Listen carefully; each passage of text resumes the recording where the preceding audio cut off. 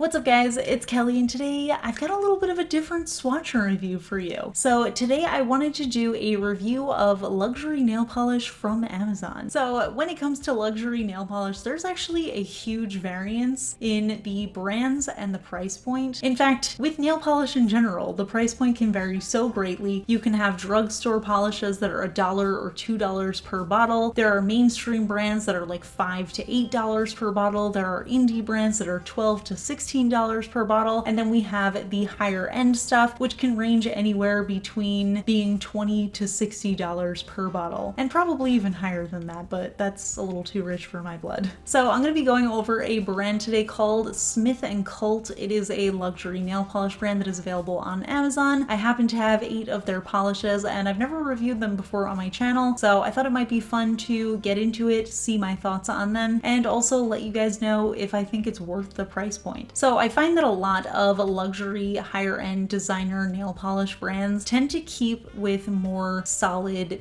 basic, neutral kind of colors, more of the classic shades rather than the interesting, unique kind of colors you can see from indie brands. And Smith & Cult is no exception to that. They do have a very nice, solid line of colors. There are definitely some shades that are a little bit more unique and interesting than others, but we do have a lot of those like staple cream finishes. But in terms of price point, I actually think, relatively speaking, these polishes aren't terribly expensive. They're still under the $20 price point at $18 per bottle, and they actually come in a pretty decent size. So here's what the bottles look like, and as you can see, they definitely look like luxury nail polish. One thing that I find with higher end beauty products is the heavier the product is, the more expensive it tends to be, and this is definitely a very heavy bottle. There's a lot of glass on here. We also have this huge gold cap. I've actually done some Amazon Live reviews of these polishes when they were on sale, and a lot of people ask me how I paint with the giant gold cap, and this is actually not a part of the bottle cap. You can just pop this off, and then we have the regular brush and cap underneath here. But still, we do have this very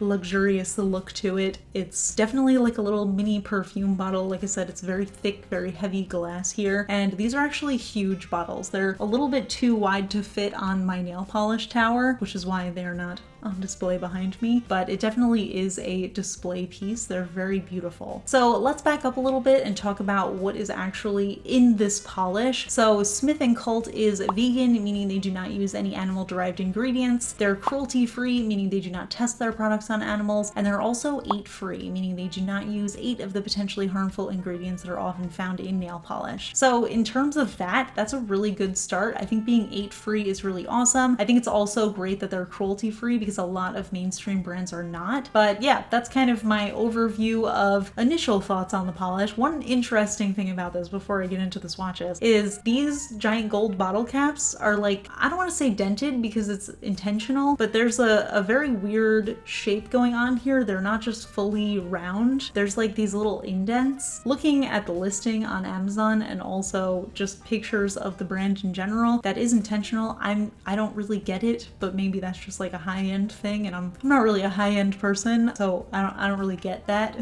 I don't know what to say about that, but I just thought I would warn you guys, just in case you do end up ordering these and you get the bottle and you're like, this is dented. It's not. This is what it's supposed to look like. Let me just show you guys these swatches of the 8 colors I have. I have 4 that are a cream finish and 4 that are a non-cream finish. So I actually have the one that I've been holding is a holographic topper. We have a little bit of glitter, we've got some shimmer, and we even got a little metallic polish. So let me show you guys those, and then we'll talk a little bit more about pricing, my thoughts on them, if I think they're worth it, etc. So let's roll that footage. So as with all of my swatch and review videos, I am going to be using base coat underneath all of my swatches just to protect my natural nail and prevent any stains. Today I'm using the Cuccio base coat. So we'll start off with the shade Doe My Dear. Like I said, this is not a collection review. This is just a random group of polishes that I have acquired over time, but they all actually happen to be really good for fall winter. So I feel like this is a good time to do this review. But anyway, this is a really beautiful taupe cream shade. It's a nice neutral base base. It has a very gray undertone to it. I absolutely love very cool, almost grayed out beige colors like this, especially in the fall winter. There's something a little bit moody about them, and I really like that. But as you can see, the formula, even though it's thin, it was really opaque. It gave me full coverage in 2 coats, and it was very self-leveling. Next up, we have the shade Certain Sweetness. This is a very soft sheer polish. So the base is this super, super light sheer pink, and then we have an iridescent shimmer running throughout. So I feel like this is the kind of polish that you can kind of play around with and do however many coats you personally like on the nails. I ended up doing 3 coats to get full coverage and cover up any visible nail line or streakiness, which I feel like it slightly had on camera. In person, it's significantly less noticeable, and I also think this looks really pretty as just like a very soft wash of color and a very office or event appropriate color in just 1 coat, but in 3 coats, I think it's absolutely gorgeous. This is just a really beautiful neutral shade with a lot of nice sparkle. Next up, we have the shade Analog Fog, and this is kind of a deep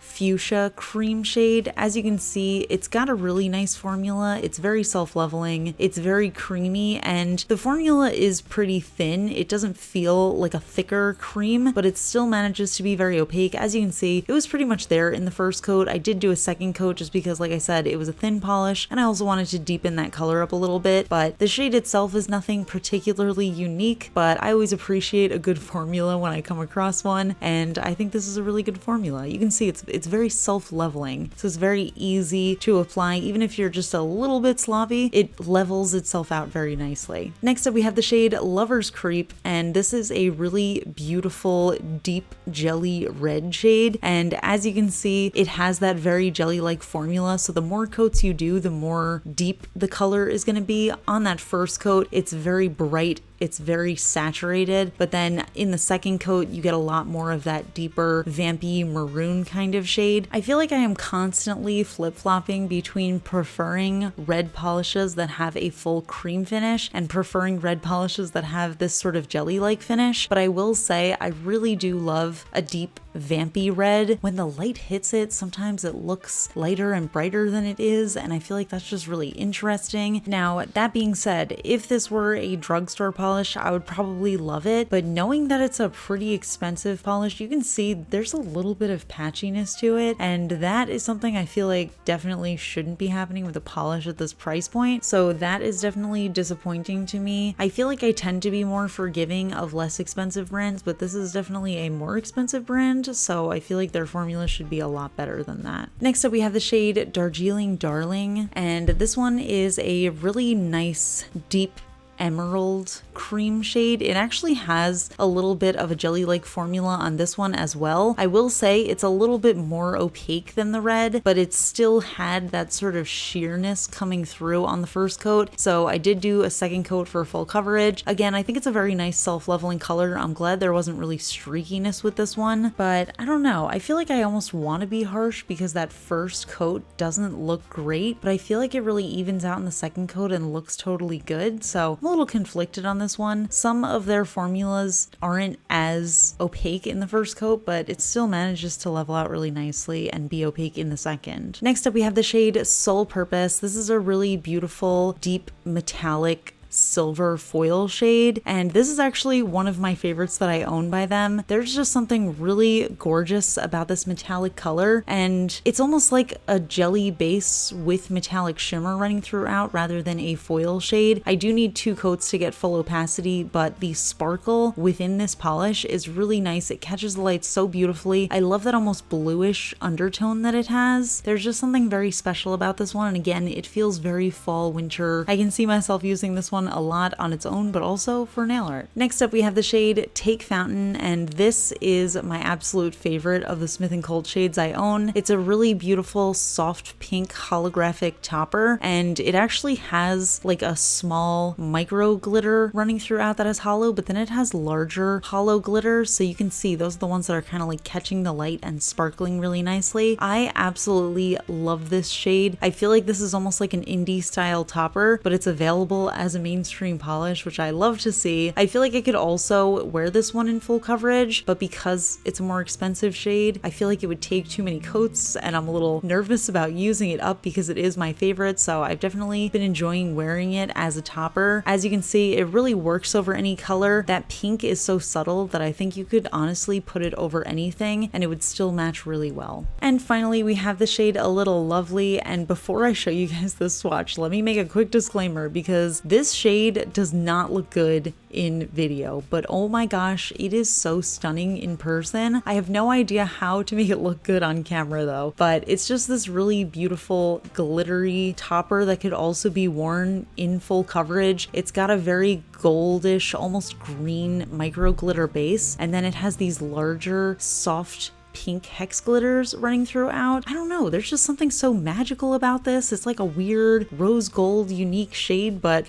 oh my goodness, in pictures and video, it just does not look great. So here are all of the shades that I just shared with you guys. Like I said, this is not a nail polish collection. It's just an assortment of colors that I own from the brand. Honestly, I think all of these colors are actually really pretty, but I mean, of course they are because I picked them out. But in general, I feel like the formulas are very good. I feel like it's a very self-leveling formula. I think the polishes for the most part are really opaque. I feel like the two creams that performed well, which were the taupe and the fuchsia shade, worked extremely well. Like the formulas were incredible, but the red and the green I wasn't as huge of a fan of. I feel like there's just a little bit of sheerness and patchiness with them, so I'm a little conflicted on how I feel about the creams. So I definitely want to test those out. Hopefully the majority of them do perform like the better shades because I really enjoyed those, but I feel like I could probably find better formulas at a lower price for the red and the green because they're pretty basic shades anyway. However, I will say I really enjoyed the specialty finishes. I think they all are really special and I think they look very beautiful on. So yeah, overall the quality of the polishes is definitely there. Now, I have never worn these polishes for wear time. As I've told you guys before, I generally change my nail polish like twice a week or more. I do a ton of these swatching videos, so it's really hard for me to keep nail polish on for a long period of time. But according to the reviews, it seems to last up to 2 weeks, which is really impressive, especially for a non-gel polish. And like I said, I do think the colors are interesting. This color in particular that's got that holographic sparkle, I think is absolutely stunning. The brush is really nice, even though it does have a very small brush cap. So it's kind of a little bit of a learning curve when you're first using it. It feels like a little mini brush cap, but I think it ends up being very easy to use. It's very intuitive. I don't know how a nail polish can be intuitive, but it's intuitive, trust me.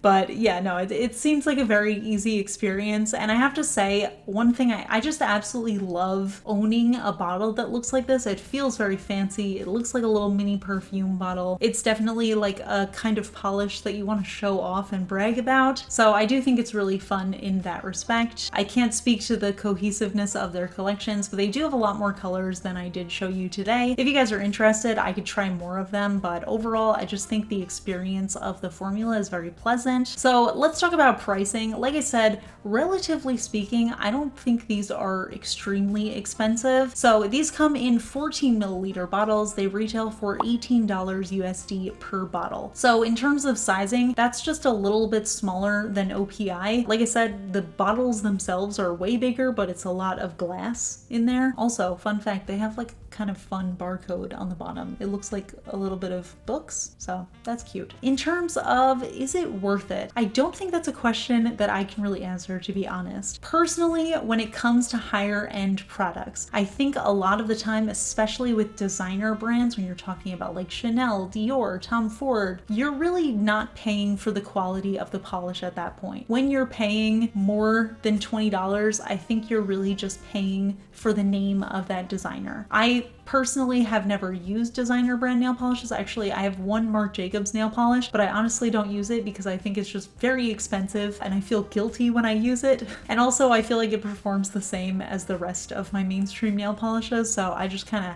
have it saved. Now, just a quick disclaimer, I definitely understand why people would purchase designer brands. Obviously, you know, if you are a collector, if you're a huge fan of a higher end designer, I can definitely see the appeal. Personally, I would absolutely love to try some of these designer brands, like especially when the bottles are really beautiful and exciting. And I think it's also just like a really beautiful gift that you can give or receive. I think that's a lot of fun. But yeah, I don't see myself buying any like super high-end designer nail polishes anytime soon. However, I do think at $18, this price point is still safe for me. I think this is something that I could still indulge in without feeling guilty about spending X amount of dollars on a solid color. So for that, I do think it's worth it. Can you get these colors from less expensive brands? Absolutely. I don't think I've tried any from them that I absolutely would not be able to find anywhere else. I don't think that the colors themselves are particularly unique. I think you're really just paying for the quality, the experience, the bottle being very nice, that sort of thing. So yeah, kind of a non-answer there, but I think it's really just up to you. Is this something that you think is worth it? I would actually love to hear from you guys. If you own any Smith & Colt polishes, or if you own any even higher end designer brands, I would love to hear from you. What was your thought process on purchasing them, if you don't mind sharing? And do you think it was worth the purchase? And I think the same really could be said about any designer product, right? I always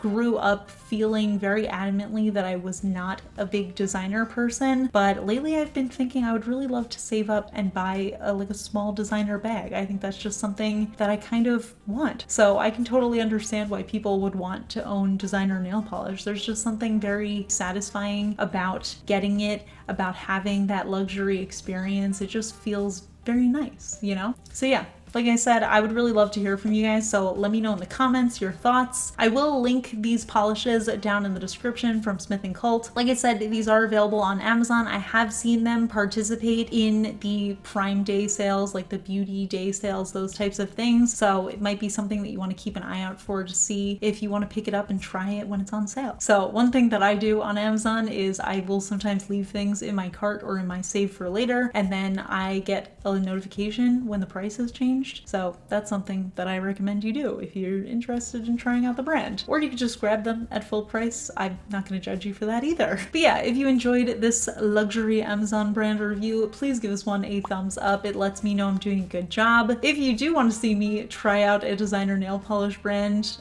you can also let me know that in the comments and I will strongly consider it. It's a little pricey, but I'm definitely curious. And if you're not already subscribed to my channel, please consider subscribing. I put out new videos every Tuesday, Friday, and Sunday. Huge shout out to my Cosmic Admirals on Patreon, Amanda M, Braxton Scott, Kristen, and Rocketman's daughter. I really appreciate your support, and I'll see you guys in my next video. Bye. Today's fun fact question comes from Patreon supporter Stephanie, and Stephanie wants to know, it's a New Jersey related question. Stephanie wants to know, have you been to Action Park? And if you have, did you get hurt? If you're not sure what I'm talking about, it's a very dangerous water park that is now called Mountain Creek. So I will say it actually doesn't sound familiar to me. I've definitely never heard of Action Park. Mountain Creek sounds a little bit familiar. I'm gonna look it up really quick and see how far away it is from me. So this is actually almost the most northern part of New Jersey, and I actually grew up in South Jersey at the Jersey Shore, like I've told you guys. I've definitely never been this far up. I'm actually not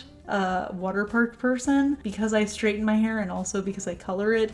I don't love getting my hair wet. I'm not a huge fan of that. I'm also not a roller coaster person. I feel like a wet roller coaster just sounds like a nightmare to me. But yeah, I mean, it certainly looks like fun, but it's definitely not for me. Mountain Creek Resort.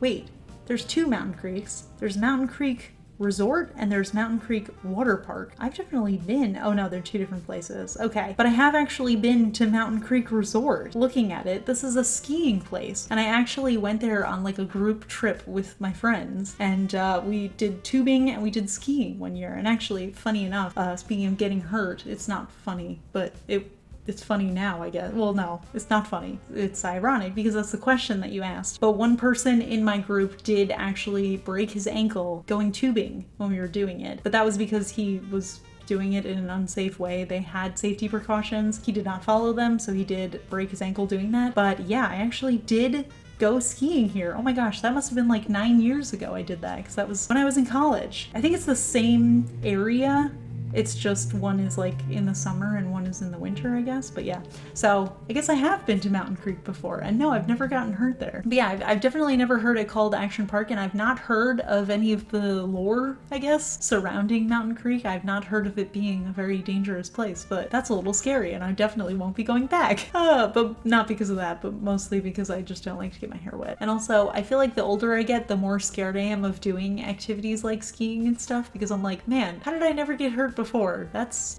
very scary. All right, that's it. I'll see you guys in my next video. Bye.